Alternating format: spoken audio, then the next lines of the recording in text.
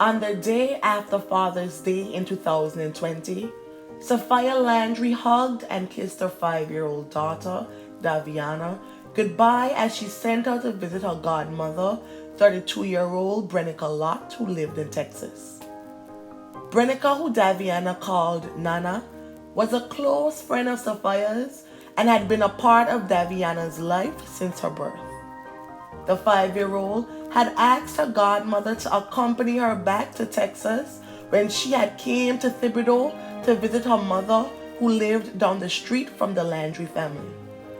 It seemed harmless, as the child had stayed with Brenika before.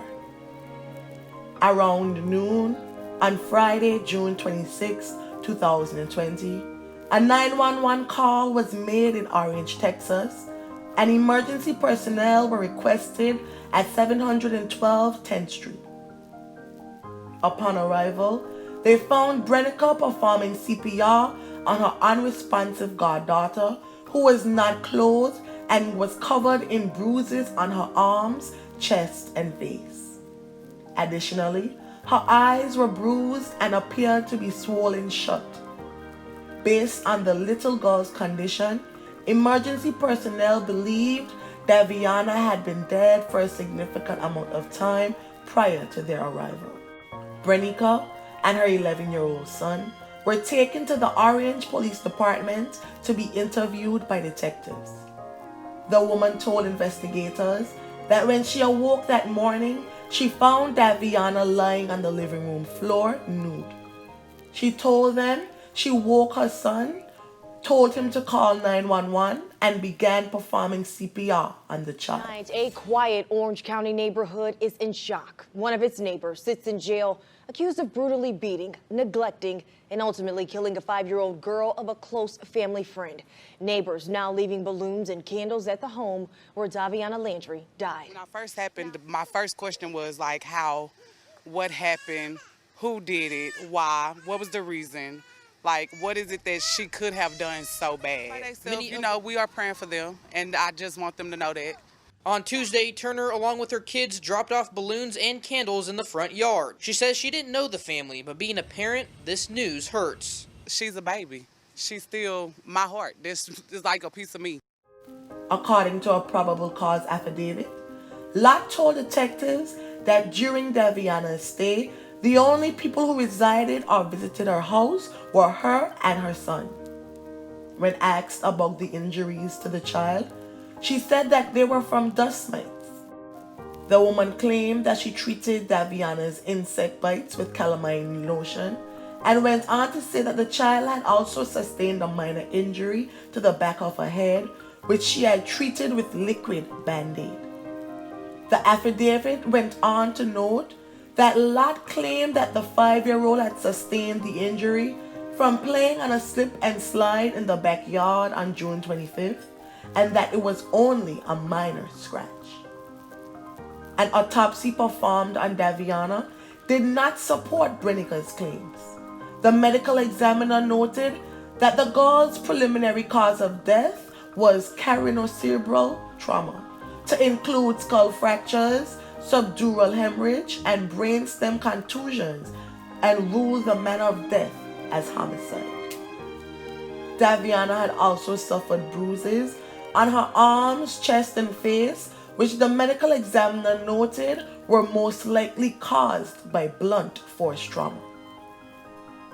Brenika's son told investigators that Lott punched Daviana in the head with her hands multiple times. When asked for more details about the assault, the boy stated that Lott pushed the child in addition to slapping and choking her. Additionally, he asserted that his mother hit Daviana with multiple objects and kicked her. Investigators requested that Brenika come back to the station on June 29th and presented her with the medical examiner's findings, even showing her photographs taken during the autopsy, which showed the child's traumatic injuries. Brenika, however, ignored the rulings and continued to insist that the injuries were caused by insect bites. Following the interview, She was arrested and charged with capital murder of a child under 10 and booked into Orange jail. The judge ordered that she be held on $1 million bond. Detectives obtained a search warrant in addition to the voluntary consent to search form which Brenika had previously signed. Her son identified several objects his mother had used to attack the child. A vigil and balloon release was held for 5-year-old Daviana in front of the home where she lived, and an additional vigil was held in front of the home in which, unfortunately, she was killed. A homegoing celebration was held 9 days later at the Old Fountain Baptist Church Cemetery in Thibodaux, Louisiana. I never ever thought nothing like this, because she loved it, my baby loved it her. It's just heartbreaking. It's heartbreaking for everybody, the whole Thibodaux, the whole. Daviana's mom, Safiyyah Landry, says she and her family trusted Lott and considered her family. Daviana's mother, too upset to talk on camera, can't help but look through photos of the spunky would-be kindergartner. They're planning Daviana's funeral, reflecting on her short life, and her grandmother is asking for prayers for the woman accused of murder. I don't know what got into it, you know. Very cute. All I could do is pray. That's it. All I could do. Brenika's neighbors later described her as a struggling mom and said that after her husband left and the beauty school she said she was attending closed due to COVID, the mother had become visibly more stressed. During quarantine, neighbors recalled her constantly yelling at her son and berating him. They recalled her asking him why he was being so stupid and saying he should know how to do things. Neighbors also said that he was deaf and described him as a very sweet child. Following the woman's arrest, Brenika's son had been taken into custody by Child Protective Services. A little over 2 years later, on July 25, 2022, Brenika Lott's trial began before Judge Steve Parker. Prosecutor Crispin Walker told the jury that when the first responder got to the home, he found Landry's bruised body, and Lott claimed that the child had been injured from a quote slip and slide or something. He went on to tell the jury that a detective found text messages from Lott saying Landry was acting up, and they also included a photo of the injured 5-year-old. Walker said Lott told the detective an autopsy would not reveal any signs of trauma. However, that was not the case. He then warned the jury of the graphic photos which were submitted as evidence. The first witness to take the stand was Colby Payne, a City of Orange fighter who testified the call he received in regards to Landry's death was that it was a possible cardiac arrest. Today, the prosecution called an Orange firefighter to the stand and showed pictures of the little girl. The defense argues that Lott is not the one responsible for Daviana's death, but that another suspect will be revealed through evidence. The second person was an Orange police officer who testified that when he got to the scene, Daviana was deceased. The officer testified that when firefighters stopped CPR, Lott tried to do it herself, so firefighters resumed CPR. He also testified that the child's body was covered in bruises and she was only wearing a pair of panties at that time. He said Lott told him that Landry had bumped her head on a picnic table the day before and had been, quote, moping around since then. Body camera footage from the officer was shown in court, and on the video, Brenika could be heard saying that the child was okay, referring to the day before she was dead. During the fourth day of trial, Lott's son took the stand.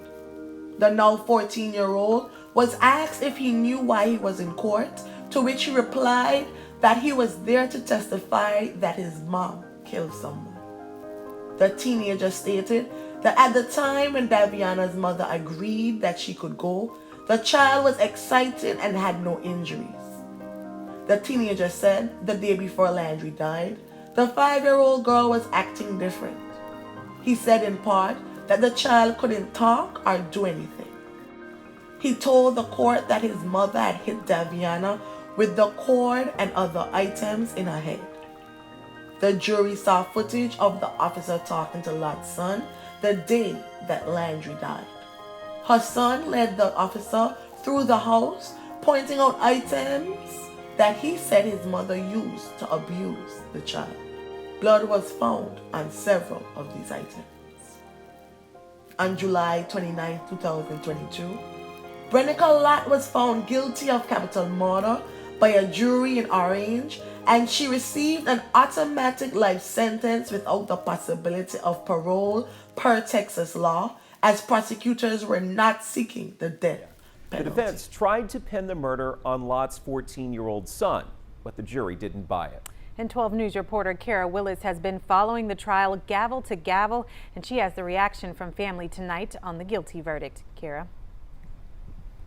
Guys, Daviana's family rushed out of court today happily, rushing out, hugging each other tight, saying repeatedly, she's guilty, she's guilty. And even though all of her family couldn't come out today for court, it was okay because they all rushed outside to call the ones that couldn't make it to tell them the news. Now, just moments after the verdict was reached, Brenika Lott was sentenced to life without parole.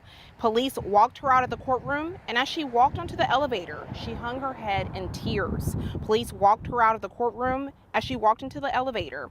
One of the prosecutors, Crispin Walker, declined to comment on the decision. Lott's attorney Ryan Gertz says he disagrees with the decision and that they're not giving up. A family friend of Davi's mom, Latasha Johnson, says that she can't believe Lott would blame this on her son. Respect the jury process, but respectfully disagree with the result that the jury reached here. We believe our client is innocent. We're going to continue on in the process of appealing this case. We'll file an appeal, a notice of appeal on Monday, first thing. Yeah, we been knew that she was guilty. For her to put that on her child and her family to go along with her, knowing that that baby couldn't have did that, they just as sick as her. Now, Gertz says he believed there was sufficient evidence to show that Lott's son was the perpetrator, but the jury felt otherwise. Now, the families after court today said that they were going to the store to get some balloons to have a balloon release at Lott's home here in Orange to remember their sweet Davi. And they said that they will keep her legacy going on. May the family and friends of Daviana Landry find solace in the happy memories, and may her soul rest in perpetual peace.